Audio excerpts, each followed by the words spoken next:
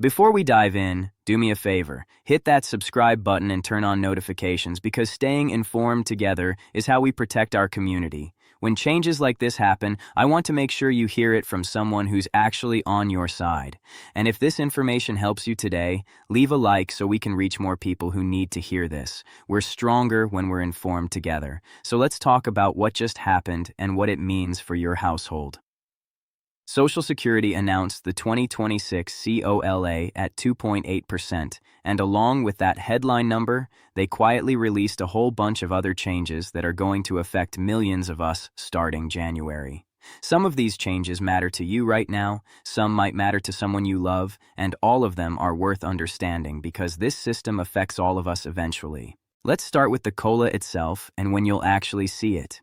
If you're receiving regular Social Security retirement survivor benefits, SSDI, spousal benefits, or disabled adult child benefits, your January check is when you'll see that 2.8% increase. Now, if you're on SSI, and by the way, that's supplemental security income, not Social Security income like a lot of folks think, your increase actually hits December 31st. SSI is the program for people with limited income and resources who are either disabled or 65 and older, and it's administered by Social Security, but it's actually a different program entirely. Now here's something really important that a lot of people are worried about, and rightfully so. It's called the hold harmless provision, and this could actually protect you if Medicare Part B premiums go up more than your COLA increase. Here's how it works in plain English. Let's say your 2.8% COLA gives you an extra $20 a month. Sounds good, right? But then Medicare announces that Part B is going up $25 a month. You just lost $5. That's not right. So the hold harmless rule says Social Security will actually reduce your Part B premium so you don't lose money.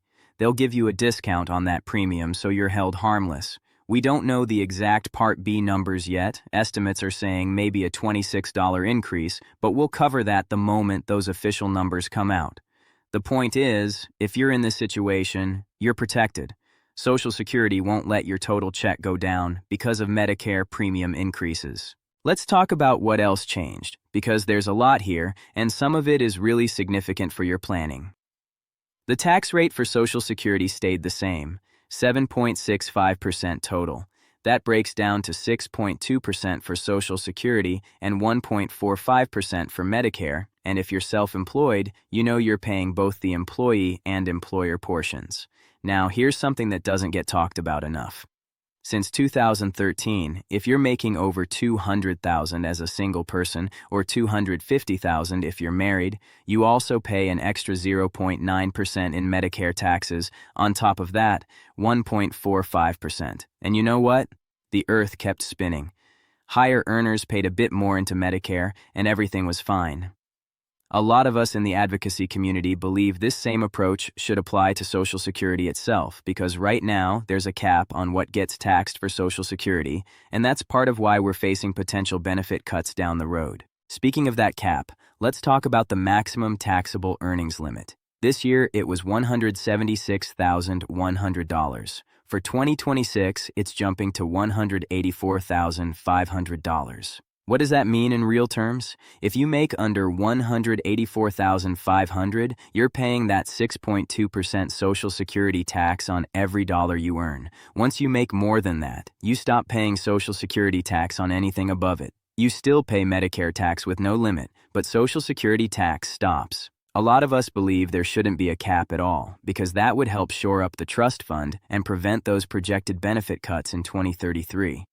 But that's a conversation for another day. The point is, if you're working and earning, you need to know this number. The quarter of coverage amount went up too. It's now $1,890 for 2026. Why does this matter? Because you need 40 quarters of coverage, that's 10 years of work, to qualify for retirement benefits and for your family to get survivor benefits from your record. And here's something a lot of people don't realize. You can actually earn all 4 quarters in one day if you make enough. If you earn $7,560 on January 1st, boom, you've got your 4 quarters for the year. You just can't use that last quarter until the actual quarter begins, which would be October 1st. It's a small detail, but it matters for planning. Now, if you're working while collecting early retirement benefits, This next part is crucial. The earnings limit is going up. If you're under your full retirement age and you file for benefits in 2026, you can earn up to $24,480. Anything over that, Social Security holds back $1 for every $2 you go over that limit. But here's what a lot of people miss, and this is where you can actually lose money by not knowing the rules. There's also a monthly earnings limit of $2,040 for 2026. Let's say you made a lot of money earlier in the year, way over that annual limit, but in November you stop that job. If November is the first month you're under that $2,040 monthly limit, Social Security can start your benefits right then. They don't care what you made before you started benefits, only what you make after. So many people wait unnecessarily and lose months of benefits because they don't understand this rule. Don't let that be you. If you're reaching your full retirement age in 2026, different rules apply.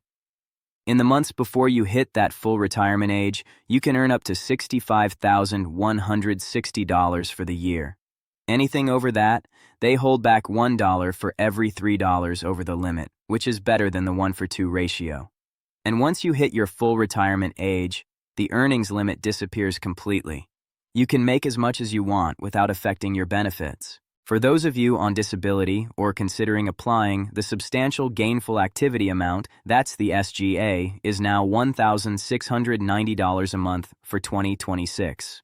If you're making over that amount, Social Security generally considers you not disabled.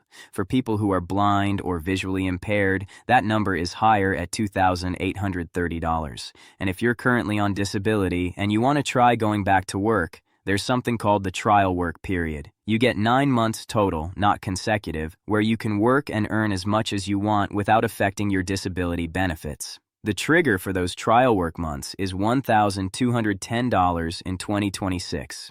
So if you make $1,209 every month, it doesn't count against your 9 trial work months.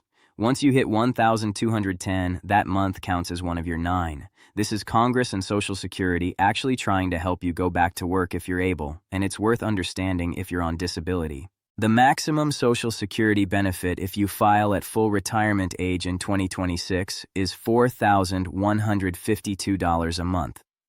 That's if you paid the maximum into Social Security for 35 years and you wait until your full retirement age.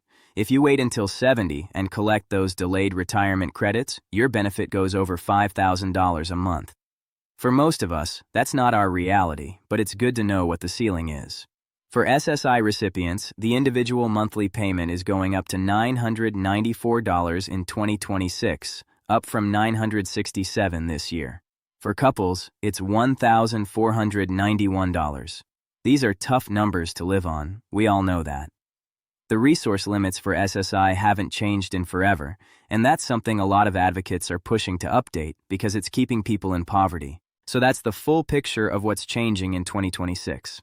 I know it's a lot to take in, and I know that 2.8% COLA doesn't feel like nearly enough when we're all watching prices climb faster than our benefits. But here's what I want you to do right now. First, look at your specific situation and figure out which of these changes affects you directly. Second, if you have questions, drop them in the comments below.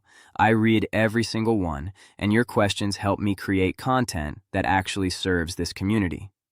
Third, share this video with someone who needs to know this information. Maybe it's a friend who's about to file for early retirement. Maybe it's a family member on disability who wants to try working again. Maybe it's someone on Medicare who's worried about those premium increases. We take care of each other in this community, and information is how we do that. I'll be back tomorrow with more content to help you navigate this system, and remember, you're not alone in this. We're figuring it out together, one video at a time. Take care of yourself and the people you love. I'll see you in the next one.